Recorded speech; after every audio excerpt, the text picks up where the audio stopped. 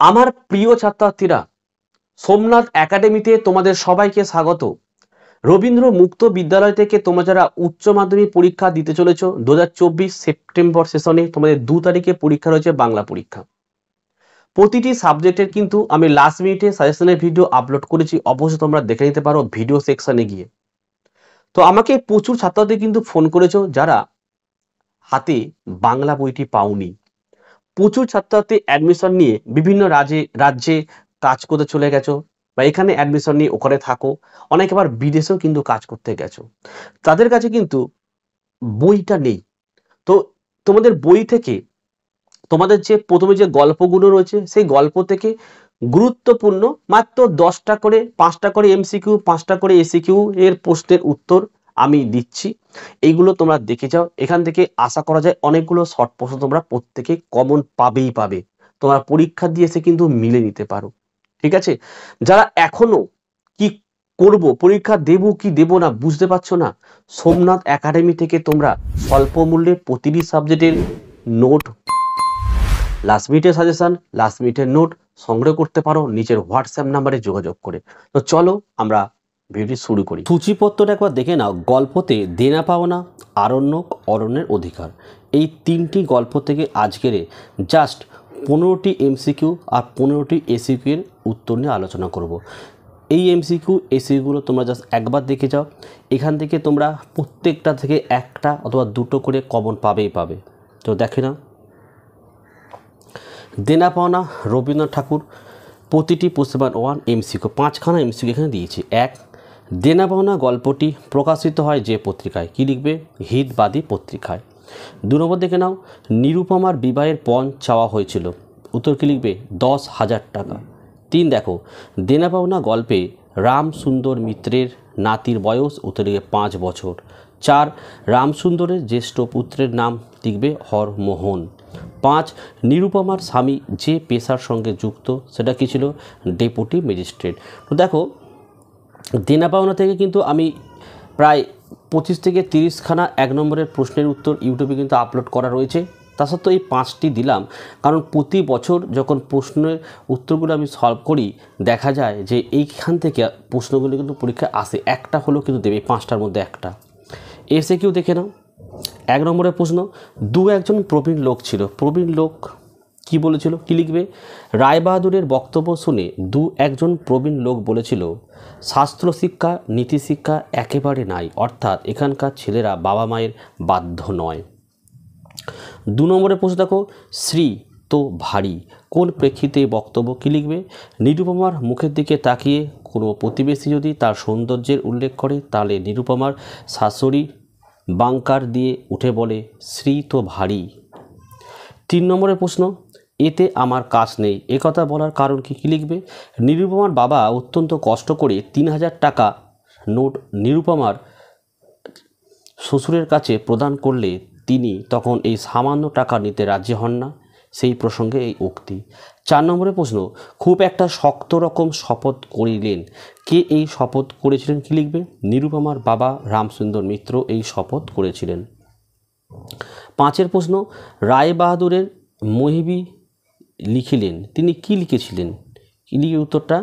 রায়বাহাদুরের মহিষী লিখেছিলেন তিনি তার পুত্রের জন্য আরও একটি মেয়ের সম্বন্ধ করেছেন, অতএব অবিলম্বে ছুটি নিয়ে এখানে যেন আসে।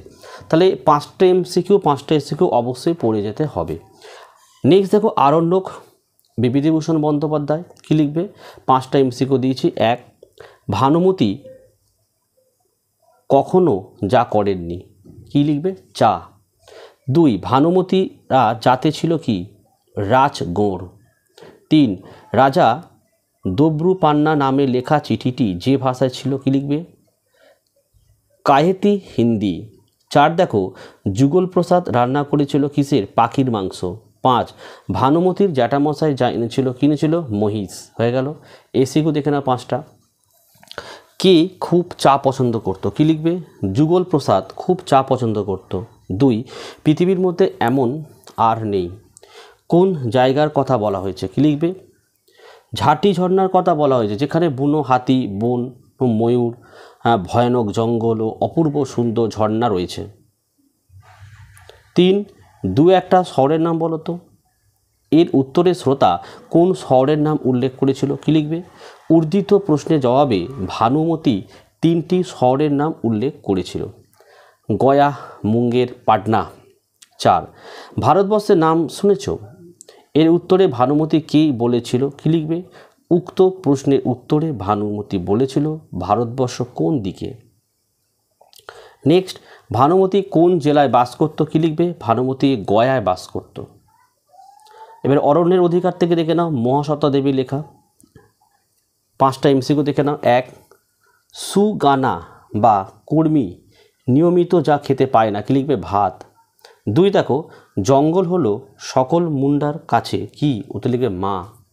3 বিরসা যার কান্না শুনেছিল, কী লিখবে? অরণ্য জননী। 4 পায়ে বান বিদ্ধ করে যাকে মারা হয়েছিল সেটা হচ্ছে কি? কৃষ্ণ। 5 হাতির চিৎকারকে বলে কি? বৃহন। এসিকেও দেখে নাও। 1 বুঝি পাগল হয়ে গেছে কার কথা বলা হয়েছে, কী লিখবে? অরণ্যের অধিকার গল্পের নায়ক বিরসা মুন্ডার কথা বলা হয়েছে। 2 মুন্ডার ঘরে এমন ছেলে হয় নাই, এ কথা বলার কারণ কি, কী লিখবে? বিরসা মুন্ডাদের অন্য ছেলের থেকে আলাদা, সে যে সব চিন্তা চেতনার মধ্য দিয়ে অগ্রসর হয় তা অন্য কোনো মুন্ডা ঘরের ছেলে ভাবেই না, তাই এ কথা বলা হয়েছে। 3 দেখো করিম অঝরে কেঁদেছিল, এই কান্নার কারণ কি, কী লিখবে?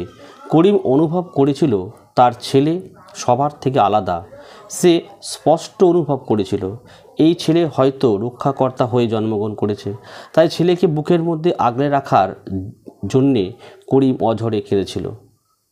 নেক্সট দেখো 4 নম্বরের প্রশ্ন, আমি ভগবান হয়ে ফিরে এলাম, কে এ কথা বলেছিল, কী লিখবে? অরণ্যের অধিকার গল্পের কেন্দ্রীয় চরিত্র বিরসা এ কথা বলেছিল। 5 ভগবান হয়েছে গো বিরসা, বিরসা ভগবান হয়ে কি করবে, কী লিখবে? বিরসা ভগবান হয়ে রোগগ্রস্ত মানুষকে বাঁচাবে, ক্ষুধিত মানুষকে অন্নদান করবে, মৃতকে প্রাণ দেবে। দেখো এই ছিল আজকের 3টি গল্পের 15টি এমসিকিউ 15টি এসিকিউ। অবশ্যই তোমরা এই প্রশ্নগুলোকে পড়ে যাও, পরীক্ষার সময় দেখবে এখান থেকে তোমরা প্রতিটি গল্প থেকে একটা একটা করে হলেও তোমরা এমসিকিউ কিন্তু কমন পাবে। আর এই ধরনের নোট লাস্ট মিনিট সাজেশন যাদের দরকার অবশ্যই নিচের হোয়াটসঅ্যাপ নাম্বারে যোগাযোগ করে স্বল্প মূল্যে প্রতিটি সাবজেক্ট নোট তোমরা সংগ্রহ করতে পারো। যারা নতুন তারা চ্যানেলটি কিন্তু অবশ্যই সাবস্ক্রাইব করো এবং পাশে থাকা বেল আইকন প্রেস করে অল নোটিফিকেশনটাকে অন করো, যাতে আমি যখনই কোনো ভিডিও আপলোড করব সবার প্রথম যেন তোমার কাছে পৌঁছে যায়। তাহলে আজকের ভিডিওটি আমি এখানেই শেষ করলাম। তোমরা প্রত্যেকে ভালো থেকো এবং সুস্থ থেকো।